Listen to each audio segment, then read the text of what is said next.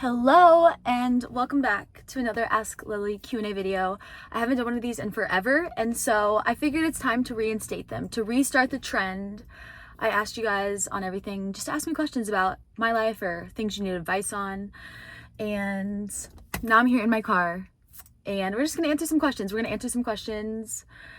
It is sunny, you guys. We are getting closer to summer every single day. I've been blasting Real with the windows down, and it really is the perfect song. Real, if you've never listened to it, go stream Real by Lily Kincade, aka me. But I have my computer here so that I can answer your guys' questions, and I hope you guys like this. If you do, use this as use the comment section of this to ask me stuff for the next video, because as soon as I get a little grouping of them, best believe I will be on it, because I just love getting to chat with you guys and talk to you guys. And I always say, life is long. We don't know how long it is, and I feel like we are not meant to do life alone. We're meant to do life together. We are all human, and so no matter what you're going through, no matter how big or how small or how crazy or unique it seems, there's always somebody else. And so I hope that this can kind of just bring us together.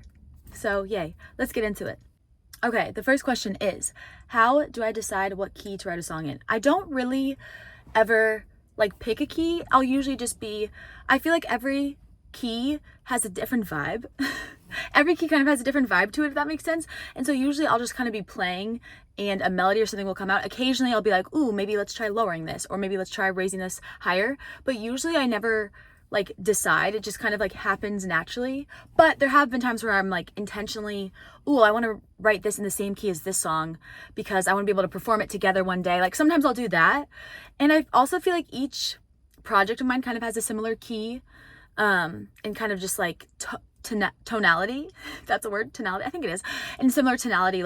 The songs I've been writing for my first album and everything are very much all around the same kind of grouping, within 3 or 4 different, a lot of them are in E flat, D flat, all D, all kind of around there. And so I don't know, it's just really fun. Music's really fun. And also too, I feel like my voice, if I want to sing lower songs, I might lower the key a little bit, but it just kind of happens organically. And even if they're the same chords, just the key makes it feel a different vibe. And so I never really pick unless I'm being intentional. I just kind of see what the song needs, what vibe the song is. Okay, the next question is, have I ever regretted a relationship? I would say no. I don't really ever regret anything, because think about it. Everything in the past made you who you are today. And so even if it was really bad or even if it was sad, you wouldn't be the person you are today without it. And so it's really hard to regret something, at least for me. Yeah, maybe I'm oh, I shouldn't have done that, but I never regret something. I always think even the bad moments, it's how can you regret that? Because who knows where you would be today? And, sometimes it's you accidentally spilling coffee on yourself, or, accidentally missing your bus ends up saving your life. And so I feel like everything works out for the right reason. I don't think everything happens for a reason, because we have free will, but I think that everything works together and works out for a reason. And so, yeah, even if you're in the midst of a heartbreak or really going through it, we've all been there. You're gonna cry it out. I have tons of videos talking about that, but take time to process and know that this is gonna make you stronger. You're learning lessons. Life truly is just all about learning lessons. It's all about learning those life lessons and becoming the best version of yourself, and your fullest potential, so you can live your life and give back to others and truly just shine all around. The next question is, when you go on your Stadium World Tour, where are you most excited to play? Oh my God, literally everywhere. Literally everywhere. And it's crazy because it's it doesn't even, yes, it feels like this crazy big dream, but it also doesn't, because I'm I don't care if it takes 20 years. I'll still be doing this until, for my entire life. And so I'm really excited to go to Europe and get to play around there. America's huge. I feel like people are just realizing this. America's huge. And so oftentimes, when you're traveling or doing things in the United States, you stay in the United States. And so I've only been to Europe one time, and I'm just so excited to go back and get to meet all of you guys and have you guys show me different food and different culture and your favorite spots to go to and museums. I love art and architecture and the beauty of things. And so I'm just so excited. I'm so excited for that. Okay, next question is, how am I today? You know what? I'm doing good. I'm doing good today. The sun is out. Like I said, I've been listening to Real. And speaking of how am I today, we should do our daily affirmation. This is the affirmation my second grade teacher made us say every single day in second grade, and she let me have it to pass on to you guys. And I truly love it. Like, I love it. It's just so good, and it makes you feel, I don't know, whenever I'm having a bad moment, I literally say this to myself. Ready? Today is a wonderful day. I am confident because I am a problem solver. I always have options because I choose to be optimistic. Today I will learn something new, laugh, and make a difference in someone else's life. Let's say it one more time. Ready? Today is a wonderful day. I'm confident because I am a problem solver. I always have options because I choose to be optimistic. Today I will learn something new, laugh, and make a difference in someone else's life. Next question. If I could only listen to one song for the rest of my life, what would it be and why? Oh my God, that's such a hard question. Okay, and if it couldn't be my own song, because it'd probably be my own song, but if it couldn't be my own song, I truly don't know. I used to say, I don't know. Oh my God, I don't know. I would probably 10 Minute All Too Well. Probably 10 Minute All Too Well because it's 10 minutes long. But then again, yeah, I don't know. I also really love Young and Beautiful by Lana Del Rey. Maybe probably 10 Minute All Too Well. I feel like it would have to be that. I don't know. Or Real. Well, if it couldn't be my own song, you know. If it couldn't be my own song. Okay. Next questions. We're going into them. We're diving into them. Okay. How do I cope with relationships, or do you have any advice about that? This person said, besides music. Like, obviously, I would say find an outlet. Mine is obviously music, but for some people it may be sports, it may be working out, whatever it may be. But I think that you just have to feel your emotions. And for the longest time, I didn't feel my emotions. So I turned to music because I couldn't, sometimes it's really hard to process. So I would recommend journaling. I would recommend, if you need to, you can therapy, talking to people that you trust. And also I think like focusing all the energy onto yourself. So, all the energy you would spend with them or thinking about them, use this time to focus on your goals. If there's a subject you want to learn about, take a class, watch a YouTube video, like learn about it. Okay. Because nothing lasts forever, good and bad. And it's comforting to know that nothing lasts forever in the bad times, because you're like, you know what, you're going to get through this. In a couple months, you're going to feel better. You're not going to be as sad. You're going to feel more connected to yourself. But then also too, it's good to know nothing lasts forever. So that way, when you do have those good moments with those good friends, or when, things are feeling good or you're having a really good day, to really sit and embrace that, because nothing lasts forever. But I would say journaling is honestly the biggest help. Journaling and focusing back on yourself, because I know it can be easy. All that love you put into somebody else, all of a sudden when they're not in your life anymore, it can kind of feel like sometimes you're like, I feel like I don't have not a purpose, but it feels like you have all this love and you're like, where do I put it? Like you feel like you have all of this and you're like, that's what hurts, but put it back into yourself. As Lord said, light all the candles, cut flowers for all your rooms, care for yourself the way you used to care about them. Care for myself the way I used to care about you. These days we sit and we keep busy. The waves come after midnight. I call from underwater. Why even try to quit right when you've outgrown a lover? The whole world knows but you. It's time to let go of this endless summer afternoon. And I highly recommend listening to the Melodrama album. I listened to the Melodrama album when I was going through it, and let me just tell you, every time it will get you. So listen to that album, cry, it's okay. Know that it's not gonna last forever. Embrace it. One day we're all gonna be in our super happy, healthy relationships, married, maybe not married if you don't want to get married, and you're gonna be like, oh my God, it just makes it worth it. It's all about the climb. It's all about the climb. Okay, a couple more. This is fun. This is little rapid fire. The next one's just a statement, and it says, your song Real is one of the best breakup songs. I agree. Yeah, if you're going through a breakup, Real by Kincade, great song. Okay, couple more questions. The next one is journaling. Occasionally it feels like I'm just screaming into it to get my feelings out. Do you feel that way too? And do you think it's a good thing? Yes. That's why journaling is so good, because it's get it out. And I know some people like to journal on their computer or their phone, but I do recommend physically writing it out. There is something about putting a pen to paper or a pencil to paper, physically with your hands, and it gets the emotion out.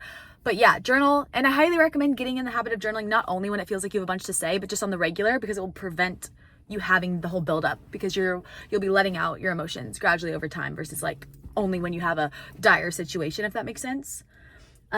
Also, when is the new single coming? Soon. It's coming soon. Next question. How do I stay consistent with journaling? Okay, a lot of questions about journaling. I've always tried to get into journaling, but kind of stopped getting motivated sometimes. Just make it part of your morning routine. I keep my journal right by my bed, and I will either journal right in the morning when I wake up, or if I don't have time in the morning or forget to do it, or don't want to do it, I'll just do it right before I go to sleep. And if you keep it by your bed, it's easy. You don't have to it's right there, you see it. And even if you only have a couple minutes, just journal for 2 minutes. You'll end up doing more than that, but just get into the habit of it, almost like brushing your teeth. And then over time, you won't even need the motivation to do it, because it'll just be autopilot. I think it takes 21 days, three weeks to create a new habit. So for 21 days, you can even try setting an alarm on your phone or like a reminder. But 21 days, if you can do it for 21 days, you'll get into the habit and it'll be perfect. And you'll get it into your routine. The sun keeps changing. So that's why I'm like literally sitting in the middle of my car. But I love it. Okay. Next question. How do you pick yourself back up when you've been burnt out? You have such an admirable work ethic and you persevere so well. I'd love to know how you cope when things get too much. One, thank you for that compliment. I do love that. That's something that, I don't know. That's something I always feel, I will say, like, I've always had a pretty, independent mindset and like strong work ethic. But I honestly think the thing that keeps me just going is like knowing that like there's no other option. There's no other option. But also too, I think it's just like, I knew that it was going to be hard, because if you want to live a life that not a lot of people get to live, i.e. like if you want a career that is rare, if you want to go to a really prestigious school, if you want to get this job, you're going to have to live a life that not a lot of people live. I'll say it once again. If you want to live a life that not a lot of people get to live, you have to live a life that not a lot of people get to live. So, I've had to sacrifice things, stay home, don't go out, because I'm like, you know what, this is important to me. And I think just knowing that and knowing that all the little things you're doing today are adding up, because it can be easy to quit when you're like, well, this is not worth it. Like, but I want you to know that all the little things add up. Like, consistency and small actions are way greater than doing a bunch at once. I'm telling you, especially in the long run, especially to build up your stamina for whatever it is you want to do. So like, do little things every single day, and don't beat yourself up if you have a rest day or if you have a day where you're feeling off. It's okay. Just like how one salad isn't going to make you skinny, it's like one cookie isn't going to make you fat. Like, it's all about consistency and just really believing in yourself and making the commitment to yourself. Like, if you set your mind to do something, commit to yourself, put it in your calendar. Like, I often will put things that if I say I'll do something, I'll do it, but I'll put it in my calendar. Like, even if it's by myself and I'm like, okay, I'm going to go get this done. I'm going to like work on this. I'll put it in my calendar as like, it's important. Prioritize it. And also, like, I think what helps with like not feeling burnt out is prioritizing your time and how you spend it, and being very cautious and about who you surround yourself with. Like, your energy is precious, especially when you have big goals that you're working towards and you don't have the time or the energy to waste with true friends people who aren't supporting you. Like, surround yourself with true friends, true people that are going to motivate you to be the best version of yourself, who are going to encourage you and who lift you up on your goals, if that makes sense. That was a long-winded rant answer, but I hope that makes sense. Let's see, there might be a couple others. What is your favorite part of the songwriting process? And what is your favorite song you've ever written? Love you lots. I love you too, Hannah. My favorite part of the songwriting process is probably like this moment where it clicks. It'll be very weird. It'll be like, sometimes if I'm by myself, I'm just ranting out feelings, and there'll be a moment, and I'll usually go back and find it and listen to it on voice memos later on. But there will be a moment where it just clicks and like the song comes together. Whether that be like the hook sits perfectly, or I get the chorus melody perfect and it just clicks, and it's like magic. I don't know how to describe it because it can't be taught. Like, you can write a bunch, but it's just one of those things where like it'll click when it clicks. Truly like magic. I think it's just everything's aligning. And it's so special. I also love like listening to a song, whether that be like, a demo of it or just like a recording of it or a video of it if I'm writing it, and like closing my eyes and like feeling it. It's just so special to me. And my favorite song that I've written, that's out, it changes all the time. It literally changes all the time because it's always my most recent one. But honestly, every single song I've written and put out is so special to me because I wouldn't put it out if it wasn't special to me.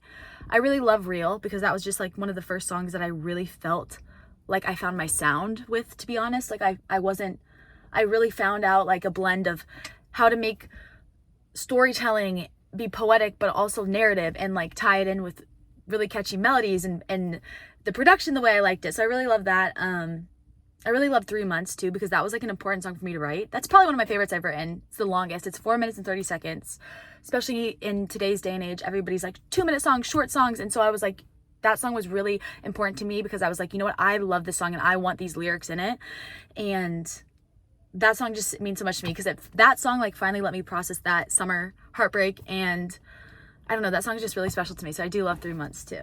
And if you haven't listened to it, this is your sign to go stream 3 Months and Real by Lily Kincade, and my discography while you're at it. Duh. Okay, there might be a couple more questions. Do I plan on selling CDs, merch, or anything in the future? Signed? Yes, of course. Yes, of course. Yeah.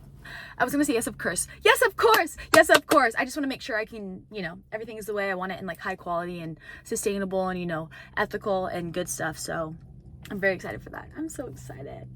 Can you give us the name of the song you're most excited to release? I'm really excited for my next song, Let Me Leave. It'll be out shortly. You know, we're just getting everything finalized because slow and steady wins the race always. But I've played it for you guys, a little bit of the production on TikTok, and of course I've been singing it, playing it since I wrote it on the piano. But I'm really excited for that song. Like, I truly think that song is gonna be the biggest song I've put out yet. And that song just means so much to me because one, I wrote it alone, but two, it was just like that hurt and that heartbreak. It just like it feels really good when I get to use it to show other people that they're not alone, because it makes me feel like I went through it for a purpose. Like I said, everything's working together. So like that song, I'm very excited to release. Do I plan on doing any fan meetings and secret sessions? Yes. I can't wait to meet all of you guys. I literally am not kidding around when I say I want to meet all of you guys and take a Polaroid with you and chat about life. It's gonna be so fun. The last question for now is, would you ever come to the UK for a tour? Yes. I cannot wait to come to the UK. There's a lot of UK Kincadians. I need to work on my British accent. I'm just trying to work on it, but I cannot wait to visit you guys and meet all of you guys. Seriously, like, thank you for being here from the beginning and supporting me, because I know it's going to be a long journey, but you know, I hope, you know, we can all work and grow on our goals together. And I love you guys. That's it for today's video, but I will see you in the next Ask Lily Q&A. Thank you for being here, and I love you so much. Real love, always.